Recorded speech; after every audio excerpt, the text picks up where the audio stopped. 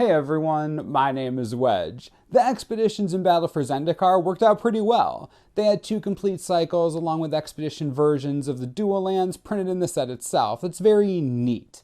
Oath of the Gatewatch comes around. They print 1 cycle in the filter lands, but then all hell breaks loose and we basically have From the Vault Realms 2.0. Am I upset? Absolutely not. Sweet cards like Wasteland and Ancient Tomb got reprinted. That's awesome. In this video, we're going to count down the 5 lands that would have made the best expeditions in Oath of the Gatewatch that were overlooked.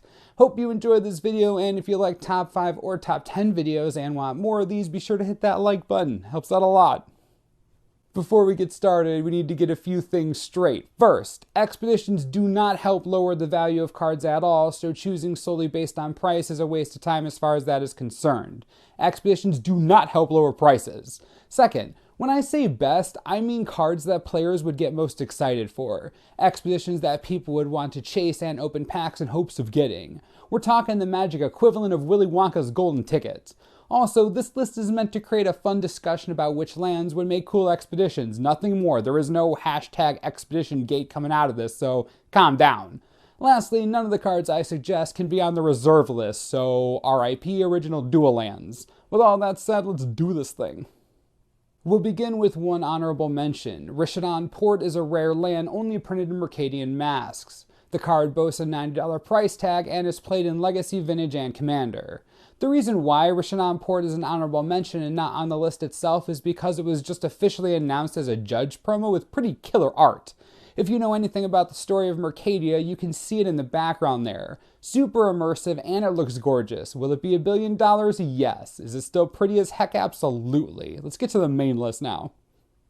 Coming in at number 5 is Dark Depths. This outrageously powerful land was only printed 1 time, and that was Cold Snap, a set most everyone is unfamiliar with at this point. Since it's the only printing and it sees play in Legacy, Vintage, and Commander, the card is worth $50.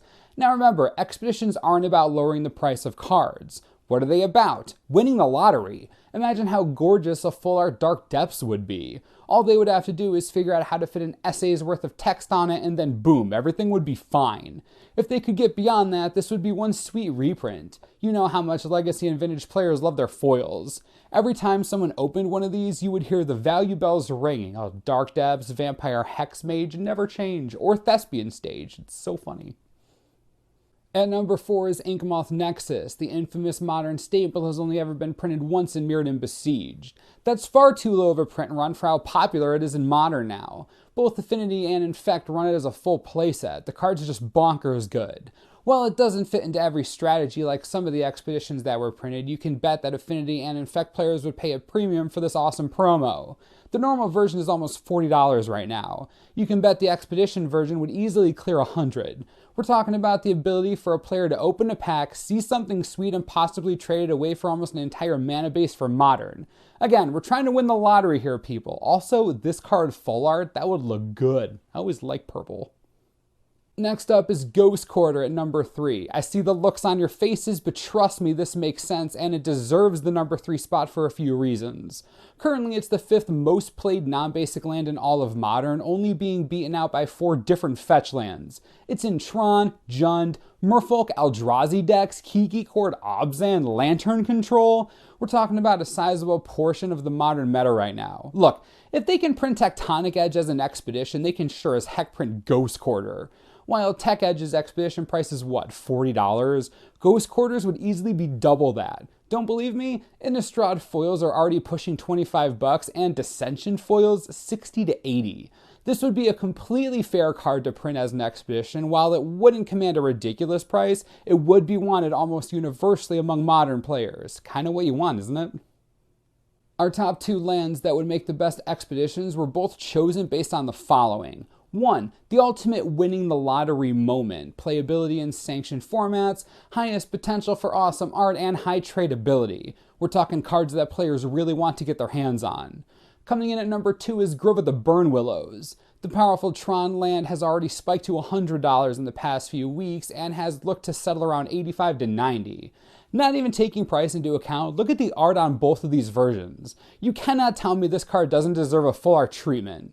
We're essentially talking about Weeping Willows on fire. That's just awesome, and it would look insane if done well. Beyond that, it's a no-brainer reprint. Since the regular card is almost $100, you can imagine the Expedition would be what, $200, $250? When the player opened one of these, oh man, imagine the excitement. Grove would make an awesome Expedition. Here it is, number 1. The absolute best land to reprint as an Expedition would have to be Cavern of Souls. It's a staple in all tribal strategies and all Eternal sanctioned formats. Vintage, Legacy, and Modern, not to mention Commander.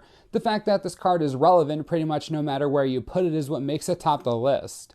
The value is great at $44 for one copy. The playability is there, the art would look crazy awesome, I'm sure. Possibly a bunch of souls swirling around a cave of some kind. You can imagine, it would look intense. And to top it all off, this Expedition would easily be a couple $100, and it would be highly tradable, which means that the new kid who has only been playing for a few weeks can open this and boom. There's most of a new deck right there. Super playable, valuable in all formats. Cavern of Souls would have been the best Expedition that was passed over. I really can't think of a better candidate. That's going to do it for the list. I'm excited to start a discussion to hear which lands you would have wanted printed as Expeditions. I'm sure you have your favorites. Do try to remember that this list was made using a lot of different criteria. If you think a card should have been on here but wasn't, compare it to the list and see how it stacks up, especially when it comes to playability. Expeditions are no fun if there are no decks to use them in. Anyways, be sure to let me know what you think and get ready for more videos this weekend. As always, subscribe for the latest and most reliable Magic the Gathering information you could ever need. This is the Mana Source. I'm Wedge. Thanks for watching. We'll see you next time.